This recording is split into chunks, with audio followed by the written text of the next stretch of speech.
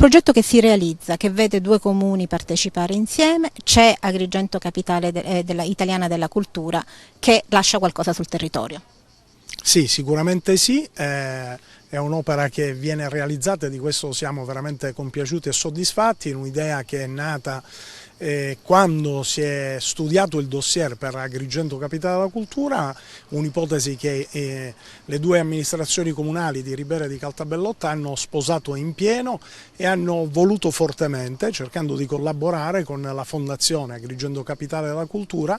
cercando di individuare il sito dove realizzarlo, e alla fine la scelta è caduta su questo meraviglioso sito che è proprio sul confine che delimita i due territori, il territorio riberese e quello di Caltabellotta. Il Giardino della Pace, questo belvedere della lucertola, è stato realizzato, come potete vedere, in maniera magistrale da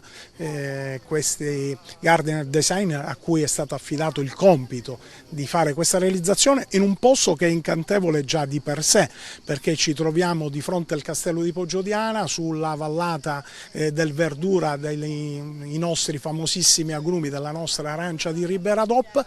e con un significato e un messaggio che vogliamo mandare al mondo intero in un momento di crisi internazionale dove siamo tutti in ansia e preoccupati per le guerre che ci sono, che parta un messaggio da questo territorio, da Ribera e da Caltabellotta città della pace, perché finalmente si possano fare cessare le armi, i missili, i droni e soprattutto le migliaia e migliaia di vittime che ogni giorno sono causate da queste guerre,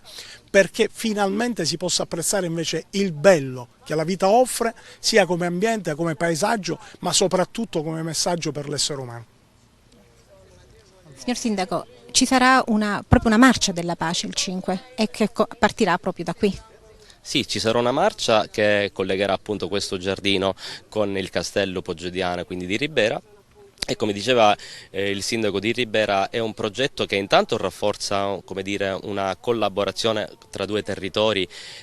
quindi quello di Caltabellotta e Ribera, quindi due comunità storicamente quindi legate come dire, sia a livello territoriale ma anche a livello proprio di comunità. È il simbolo della pace, quindi aver scelto la tematica della pace in un territorio come questo ovviamente rafforza ancora di più il significato che questo territorio ha. Caltabellotta è famosa per la pace appunto di Caltabellotta, e parlare di pace in un contesto storico come quello odierno ovviamente come dire, rafforza ancora di più quello che è l'impegno dei comuni su questa tematica. La realizzazione di questo giardino ovviamente sensibilizza anche, come dire, la comunità e moltissimi ragazzi al bello, quindi a quello che il territorio dal punto di vista naturalistico offre.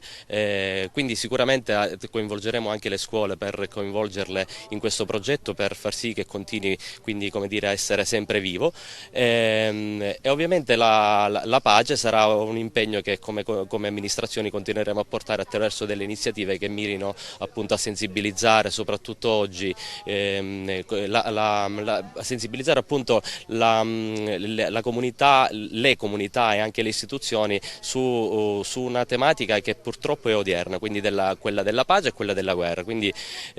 sarà l'impegno che assieme all'amministrazione di Ribera porteremo avanti affinché questo luogo, che è stato realizzato magistralmente anche attraverso la collaborazione delle università di Palermo, continui, come dire, a essere un seme di speranza. Un progetto di Fondazione Agrigento, sono sbagliata. Un progetto di Agrigento Capitale Italiana della Cultura che resta sul territorio. Assolutamente sì, un progetto non solo che resta sul territorio, e la visione già dà idea di come sia fantastico l'orizzonte che vediamo da questo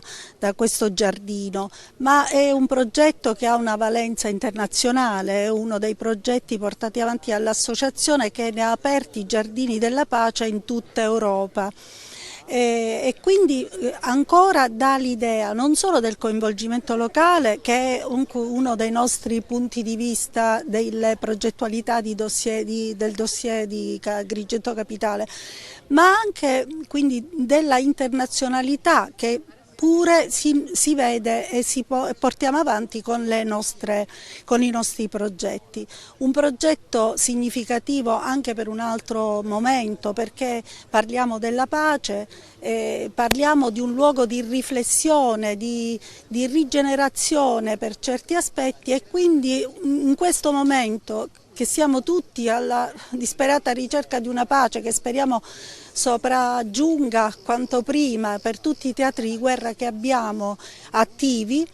è ancora più significato, quindi proietta Agrigento capitale con un significato internazionale, ma con un luogo che rimarrà a beneficio del territorio. Quindi dico, è una cosa veramente a cui noi tenevamo molto e che dà un significato anche di vicinanza anche alla natura. La natura, voi sapete che è anche uno dei temi portanti